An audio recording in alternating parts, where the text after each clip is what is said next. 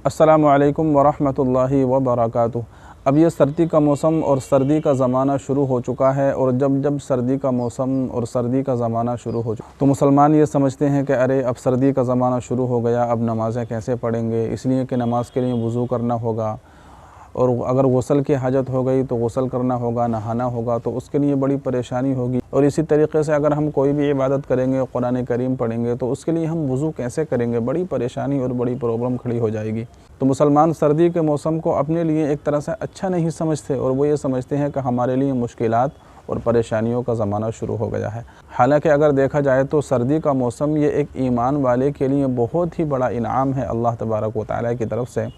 वो किस लिए? इसलिए कि अल्लाह के रसूल सल्लल्लाहु अलैहि वसल्लम ने हदीस पाक के अंदर ख़ुद सर्दी के मौसम का तज़किरा किया है और इसकी फ़जीलत को और इसकी अहमियत को बयान किया है। वो किस तरीक़े से बयान किया है, आइए हम जानते हैं।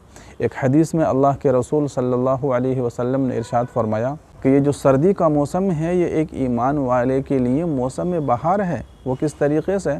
वो इस तरीक़े से कि सर्दी के मौसम के अंदर रातें लंबी हुआ करती हैं और मोमिन बंदा इसके अंदर लंबे लंबे क़याम कर सकता है। ज़ाहिर है कि सर्दी के मौसम के अंदर रातें कितनी लंबी होती हैं। इशा की नमाज़ आम तौर से 7 बजे 7:30 बजे हो जाती है, और फिर फजर की नमाज़ 7 बजे के करीब जाके होती है। तो आप यूँ समझिए कि पूरे 12 घंटे की रात होती है। तो 12 घंटे में से अगर 2 घंटे हम अपने खाने पीने के लिए या किसी और चीज़ के लिए भी निकाल दें अपनी ज़रूरत के लिए, तो 10 घंटे की रात सर्दी के ज़माने में एक तरीक़े से आप मान लीजिए कि 10 घंटे की रात होती है। अब 10 घंटे के अंदर अगर हम सोना चाहें तो 6-7 घंटे आराम से सो सकते हैं, और फिर बाकी के जो 4 घंटे हैं, 3 घंटे हैं, उसके अंदर हम लंबी लंबी नमाज़ें पढ़ सकते हैं, लंबे लंबे क़याम कर सकते हैं, अल्लाह तबारक व तआला के सामने रो सकते हैं, गिड़गिड़ा सकते हैं, अपनी हाजतें और ज़रूरतें हम अल्लाह तबारक व तआला के सामने रख सकते हैं। तो इसलिए सर्दी की रातें ये एक ईमान वाले के लिए बहुत बड़ा इनाम है, बहुत बड़ा तोहफ़ा है। इसलिए सर्दी की रातों के अंदर ज़्यादा से ज़्यादा हमें क़याम करना चाहिए, लंबी लंबी नमाज़ें पढ़नी चाहिए, कुरान करीम की तिलावत करनी चाहिए, और जिस इबादत के अंदर भी हमारा दिल लगे उस इबादत को ज़्यादा से ज़्यादा करना चाहिए। इसी तरीक़े से आगे अल्लाह के रसूल सल्लल्लाहु अलैहि वसल्लम ने फरमाया कि सर्दी का ज़माना ईमान वाले के लिए मौसम बहार है। वो इसलिए कि दिन छोटा होता है, तो इस दिन के अंदर एक ईमान वाला बड़ी आसानी के साथ रोज़े रख सकता है। आप देखिए कि दिन कितने छोटे होते हैं। आम तौर से गर्मी के ज़माने में जितना वक्त एक टाइम से दूसरे टाइम के खाने का होता है ना, बस इतना ही बड़ा दिन होता है। और फिर ज़ाहिर है गर्मी का मौसम होता है तो भूख भी होती है, प्यास भी होती है, लेकिन सर्दी के ज़माने में ना भूख की शिद्दत होती है, ना प्यास की शिद्दत होती है। तो ज़्यादा से ज़्यादा इसके अंदर रोज़े रखे जा सकते हैं। इसलिए ज़्यादा से ज़्यादा रोज़े रखने की कोशिश करनी चाहिए।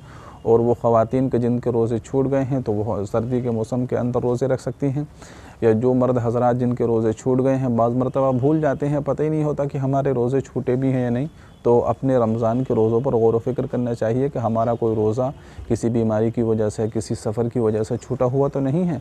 तो उन रोज़ों को रखने की कोशिश करनी चाहिए, और ज़्यादा से ज़्यादा नफिल रोज़े सर्दी के मौसम में हम रख सकते हैं। इसलिए कि हदीस में आता है ना, कल क़यामत के दिन 2 चीज़ें ईमान वाले बंदे के लिए शफ़ाअत की और मग़फ़िरत की दुआएँ करेंगी। उनमें से एक रोज़ा होगा और दूसरी चीज़ कुरान करीम होगा। तो कुरान करीम रातों को पढ़िए और दिन के अंदर रोज़ा रखने की कोशिश कीजिए।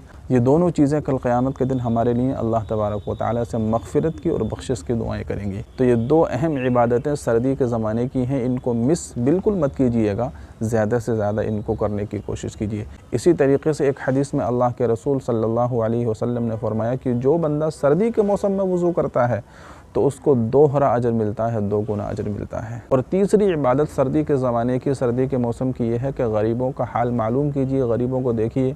अगर किसी के पास पहनने के कपड़े नहीं हैं, किसी के पास लिहाफ नहीं है, कंबल नहीं है, ब्लैंकेट नहीं है, तो उनको कंबल बांटने की कोशिश कीजिए, उनको कपड़े देने की कोशिश कीजिए, सर्दी से उन लोगों को बचाने की कोशिश कीजिए। अगर आपके पास पुराने कपड़े पड़े हुए हैं तो बेहतर तो यह है कि नए अच्छे से अच्छा उनको कपड़ा ख़रीद कर दिया जाए, जो आप पहनते हैं वही ख़रीद कर दिया जाए।